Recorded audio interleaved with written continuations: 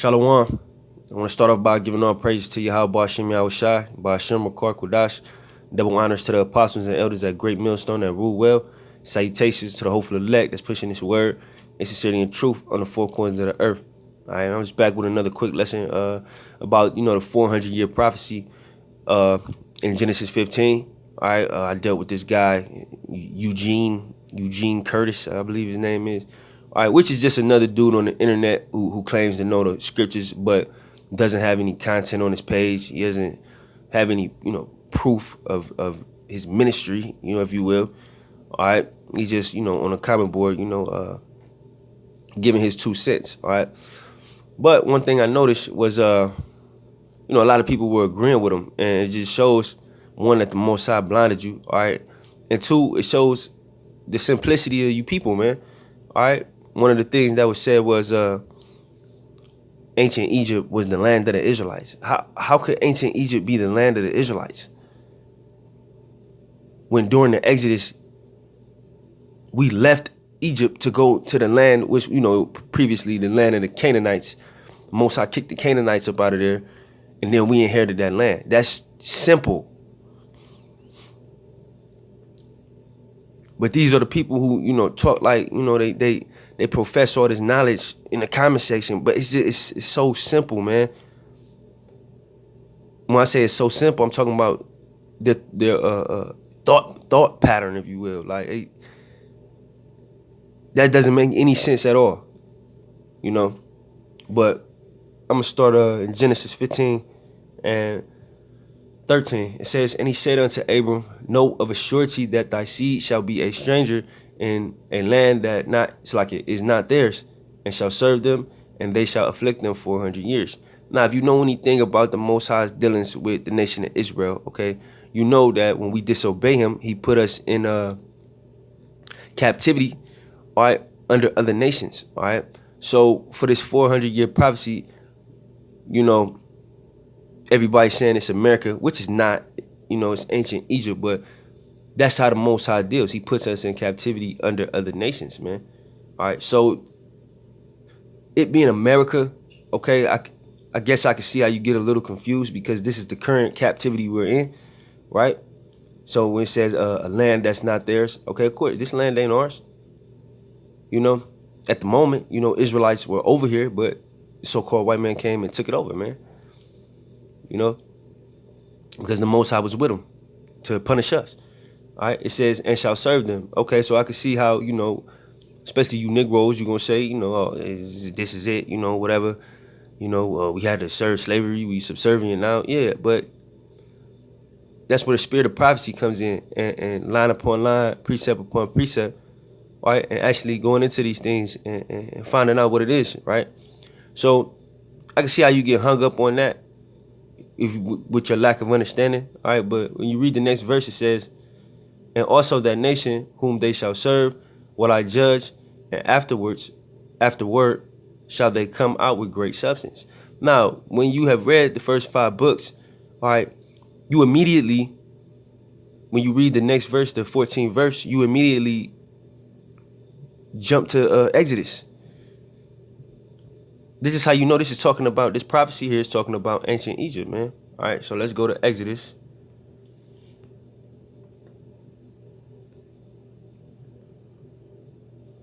It's Exodus 12 and 30. Exodus 12 and 35. "And the children of Israel did according to the word of Moses. And they borrowed of the Egyptians jewels of silver and jewels of gold and raiment."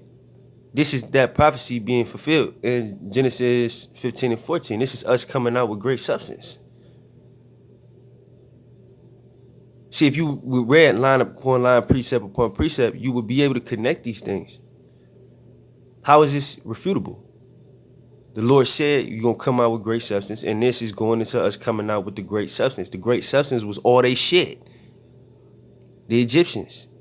We took their shit. Gold, silver, raiment, fine clothes and shit, man. Excuse my language, but. All right?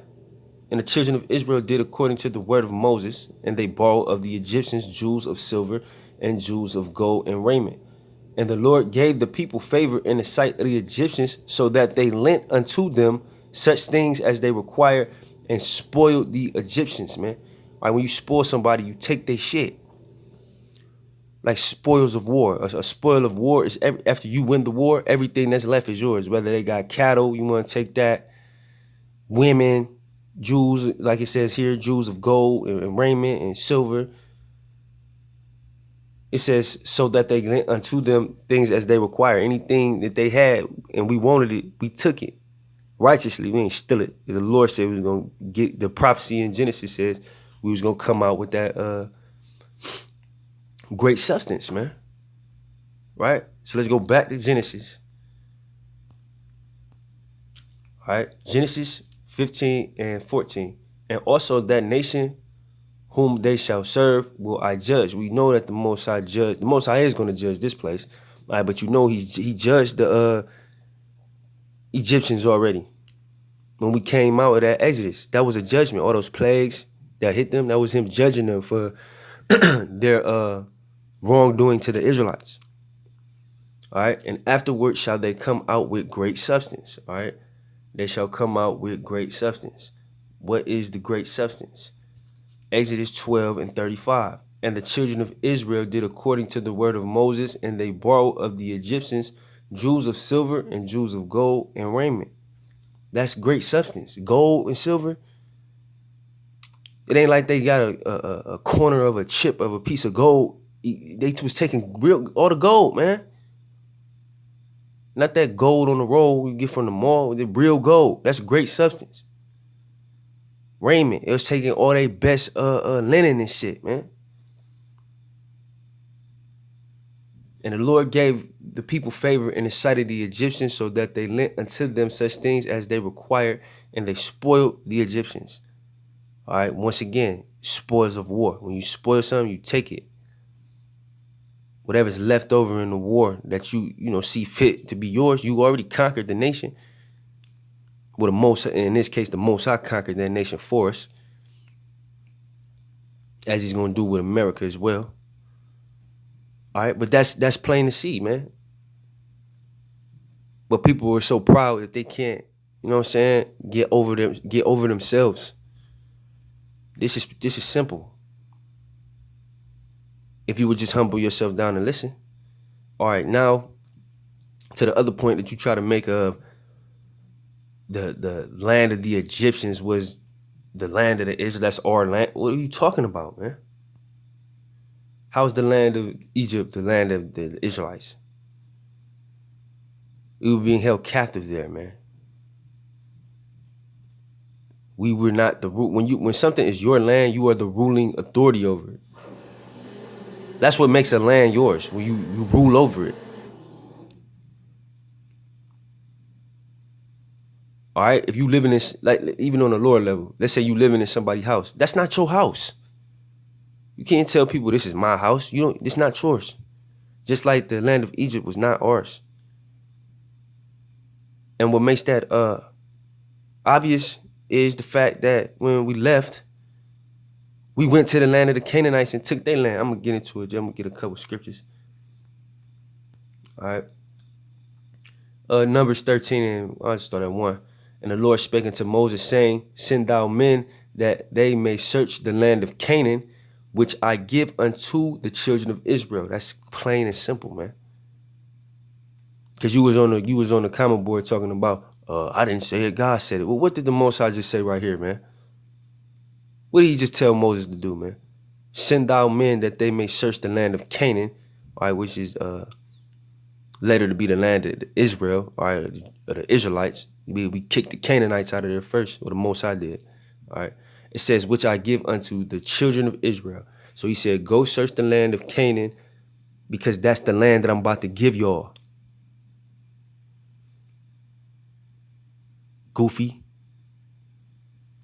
All right, it says, of every tribe of their fathers shall ye send a man, every one a ruler among them. All right, so a man, one of the head men or the head man in every tribe, all right, was sent to go search out the land of Canaan, because that's the land that the Israelites was going to inherit, man. Simple, man. If you just read the scriptures, man, stop trying to come up with your own little shit, man. You'll be all right. All right. Numbers 34:1. And the Lord spake unto Moses, saying, command the children of Israel and say unto them, when ye come into the land of Canaan, why doesn't that say Egypt? Why is the land of Canaan being referred to as it pertains to where the Israelites was going after they left Egypt? And I know you're going to watch this video, so actually answer these questions, man. Matter of fact, you know what? Do your first video on your page, because your page empty. Do your first video on your page explaining why the Israelites went into the land of Canaan if the land of Egypt was the land of their inheritance, as you say. Command the children of Israel and say unto them, when ye come into the land of Canaan, and then parentheses, it says, this is the land that shall fall unto you for an inheritance. What's an inheritance? That's another question I want you to answer. What's an inheritance? Isn't an inheritance something that's passed down from generation to generation? So obviously this land of Canaan, which is the land of Israel, after we kicked them out, them Hamites, is the inheritance, bro. That's the land that we were given. How in your head can you concoct that the land of Egypt is our land? You don't know what you want to be. You act like you know the Bible, then you an Egyptologist. Come on, man. You don't even believe that shit you be saying, or you would be pushing it. Not have a page with nothing on it. All right. It says even the land of Canaan with the coast thereof, the land of Canaan. There goes Canaan again, man. Which those Hamites was dwelling in our land before we was there. So what the Most High did, kicked them out the land and gave it to his children, the children of Israel. All right. So the 400-year prophecy, if you listen and stop being so proud, the 400-year prophecy is talking about ancient Egypt. All right. And the Israelites, which I believe was, obvious, but the Israelites left the land of Egypt and went to the land of which was known as Canaan at the time. And that's the land that was inherited by the Israelites, not Egypt.